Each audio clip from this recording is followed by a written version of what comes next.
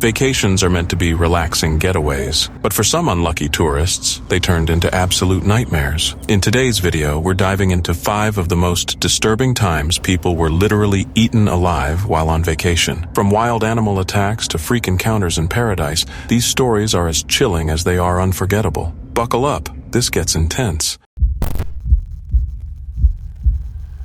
Just outside of Paris, there's a wildlife park called Tuari, and it's not your typical European zoo. This place goes all out to recreate the full safari experience, offering guided tours in rugged jeeps, luxury chalets with panoramic windows, and even transparent tunnels that let you look predators like lions and leopards right in the eye. But while the park does a lot to keep guests and animals safe, that safety comes with one major condition: you have to follow the rules. Now, this terrifying story centers on a woman we'll call Marie, a 37-year-old who visited the park in late June 2024 with her toddler and her mother. They spent the day exploring the safe areas, sticking to the enclosed tunnels, and enjoying the sights. Marie's little boy loved the reptile house most of all. That night, the family stayed in one of the park's deluxe chalets, which happened to be located inside a zone called the American Exhibit, a massive open forest area modeled after North American wilderness, home to animals like wolves, bears, and lynxes. Here's the catch: that part of the park isn't open for walking.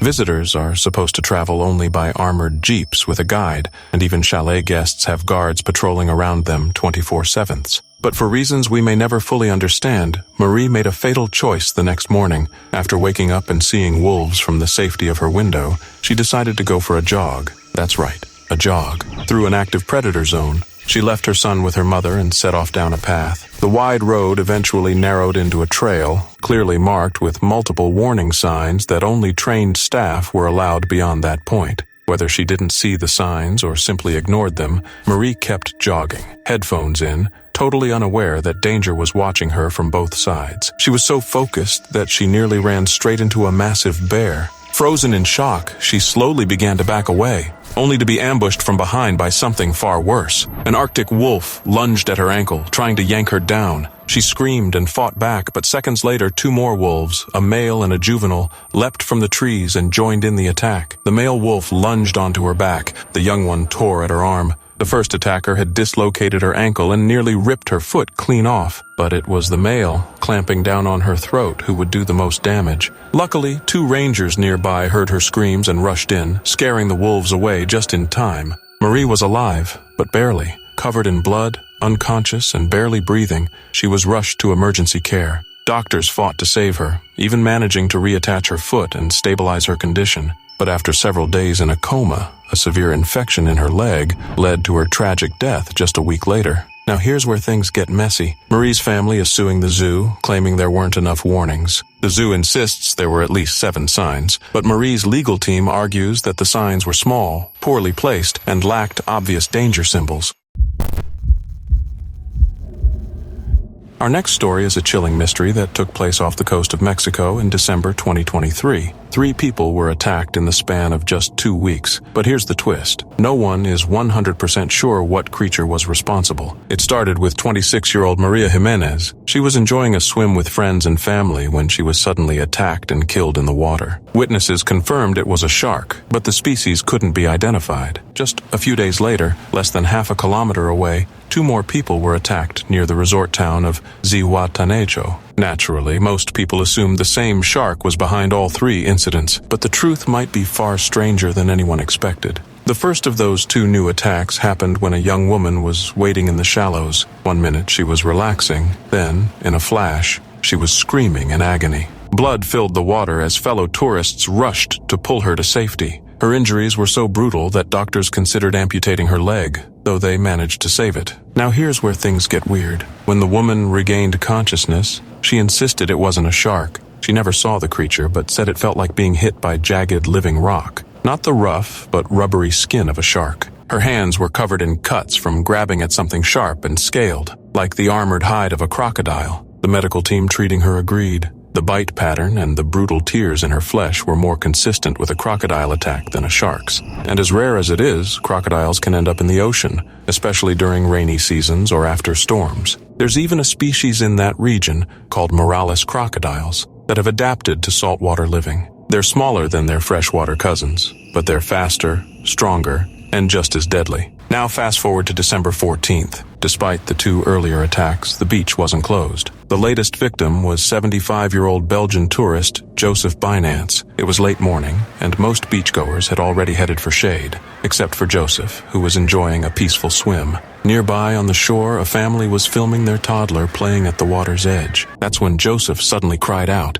He'd been bitten, hard, on the leg. The impact pulled him briefly underwater, but he managed to resurface, screaming for help. The moment was caught on camera. At first, people thought he was drowning, but as they ran toward the water, Joseph was yanked under again. This time, the ocean turned red. It was clear this wasn't just a swim gone wrong, it was a full-blown attack. As the rescuers approached, the creature let go and disappeared. Joseph was pulled to shore, but the damage was catastrophic. His right leg was nearly torn off, and tragically, it was too late. He'd lost so much blood that nothing could be done. The whole thing, from the first bite to the moment he was laid out on the sand, lasted under a minute. Joseph's death shook the community, especially since there's still no clear answer as to what killed him. The most likely culprit? A crocodile, over 3 meters long, lurking in salt water, something that doesn't usually happen but absolutely can. Sharks tend to return to hunting spots. Crocodiles? They move on. Whatever it was, it hasn't struck again, but it's still out there somewhere,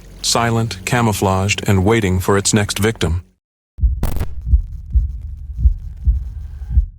This next story is equal parts tragic, shocking, and if we're being honest, completely avoidable. Meet Prolid Gujar, a 38-year-old maintenance worker from Rajasthan. A lovable guy with zero ambition and a whole lot of charm, Prolid was the kind of dude who always chose parties over responsibilities. Everyone knew him as the fun guy, the life of every get-together, and that's exactly what led to the worst decision of his life. In February 2024, Prolid was supposed to attend his niece's wedding down south. Instead, he lied to his family, claiming he couldn't get the time off work. The truth? He did get the week off. He just didn't feel like dealing with a week of awkward family small talk and ceremonies. So he spent that time partying non-stop with his buddies. For 5 straight days, they drank, wandered around local hangouts, crashed wherever they could, and basically relived their college years. But by Saturday morning, Prolid was the last man standing. His friends had all tapped out, hungover, or passed out. Not ready to stop the party, he went bar-hopping solo, building a solid buzz before lunch. At some point, he made his way to the Sri Venetasara Zoological Park, a family-friendly zoo known for keeping intoxicated visitors out. Somehow, the ticket booth worker didn't clock his drunken state, and Prolid slipped through the gates without issue. At first, he wandered the usual paths, unimpressed by the monkeys and deer. Then he moved on to the predators. Still bored, he decided to snap a few selfies in front of the lion enclosure, and that's when security noticed something was off. A guard named Sanji, who'd dealt with his fair share of unruly visitors, knew trouble when he saw it. He warned Prolid to back off from the fence, clearly marked with signs telling guests to stay at least 8 feet away. But Prolid wasn't done. Just behind the main lion exhibit was a quieter off-limits area meant for new arrivals or sick animals, a place clearly marked as restricted. Prolid waited for the guard to get distracted, then darted down the path. He climbed a water tank overlooking the holding area, and below him, a massive male lion and 2 lionesses. With a drunken laugh and his phone raised high, Prolid jumped.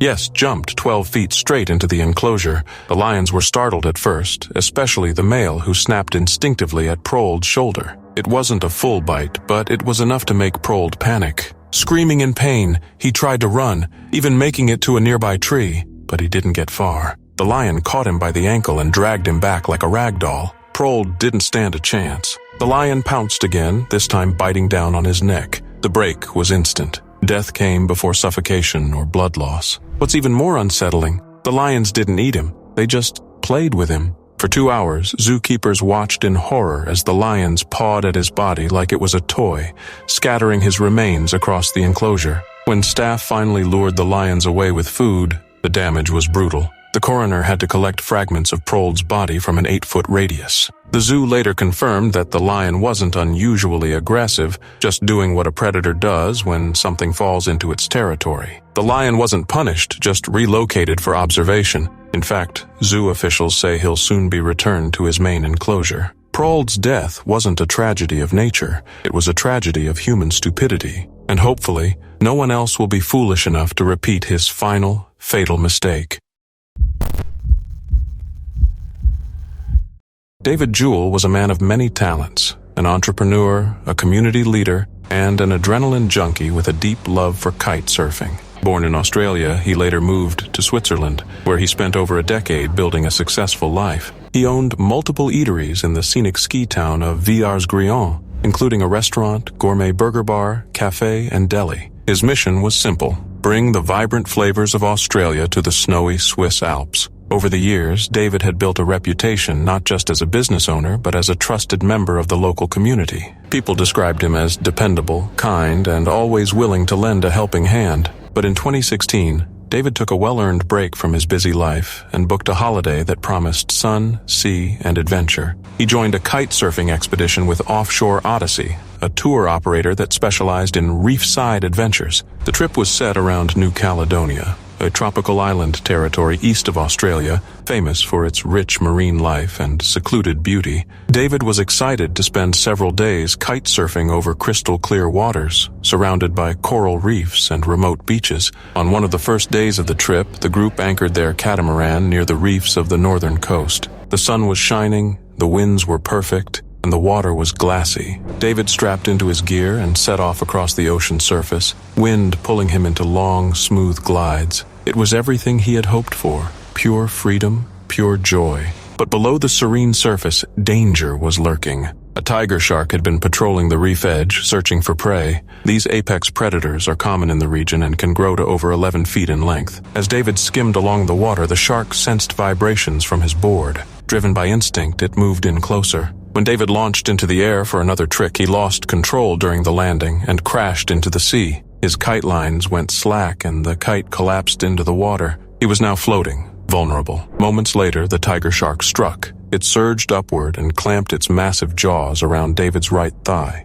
Witnesses on the catamaran saw the telltale shape of the shark breaching the water, followed by a violent struggle and frothing waves. David screamed, blood pouring into the sea as the shark's serrated teeth tore through flesh and muscle. It released him seconds later and vanished back into the deep. The crew raced to his rescue, pulling David from the water and trying desperately to stop the bleeding. A distress call went out at 3:48 p.m. and help arrived quickly, but David was fading fast. He went into cardiac arrest en route to shore and was pronounced dead just after 5 p.m. He was only 50 years old. David's death was a devastating blow, not just to his family and friends, but to the tight-knit kiteboarding community. It also reignited debate over shark attacks in New Caledonia, which had seen multiple fatal incidents in recent years. Officials eventually closed some beaches and installed controversial underwater nets, measures that sparked backlash from marine biologists and indigenous Kanak leaders alike. For David, a man who embraced life to the fullest, the ocean was a playground. But in the end, it became the setting for a shocking and brutal encounter, his terrifying final affliction. Sean Cole was just 26 when he made the fatal decision to take a swim that would cost him his life. A tech professional living in Darwin, Australia, Sean was invited to a friend's 30th birthday celebration being held at the Mary River Wilderness Retreat, an off-the-grid getaway nestled between Darwin and the edges of Kakadu National Park. With lush landscapes and a rugged charm, the retreat was popular with tourists and locals alike. But its beauty masked a deadly truth. The nearby Mary River is home to one of the densest populations of saltwater crocodiles in the world. Despite this danger, Sean and about 15 others were having a good time, unwinding and celebrating in the Australian outback. On Saturday afternoon, fueled by either adrenaline or alcohol, or maybe both, Sean and another friend decided they were going to swim across the river. Their plan? Prove they could do it. Signs warning about crocodiles were clearly posted along the riverbank, and staff at the retreat had even warned the group to stay out of the water, but those warnings went ignored.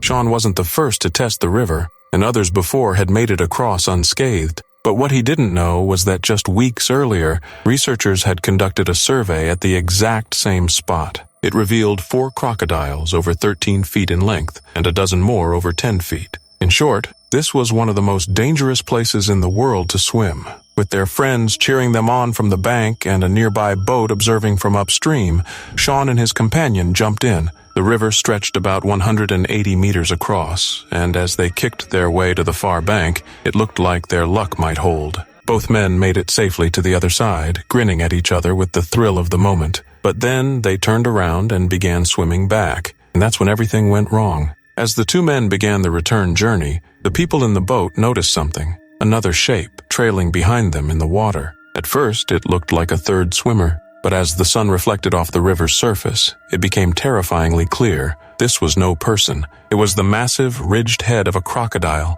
bearing down on the swimmers fast. Sean and his friend had no idea the predator was behind them, until their friends began shouting from the riverbank. At first, Sean thought they were joking, but when he saw panic in their faces, he looked back and saw it. Just a few feet away, the enormous crocodile lunged.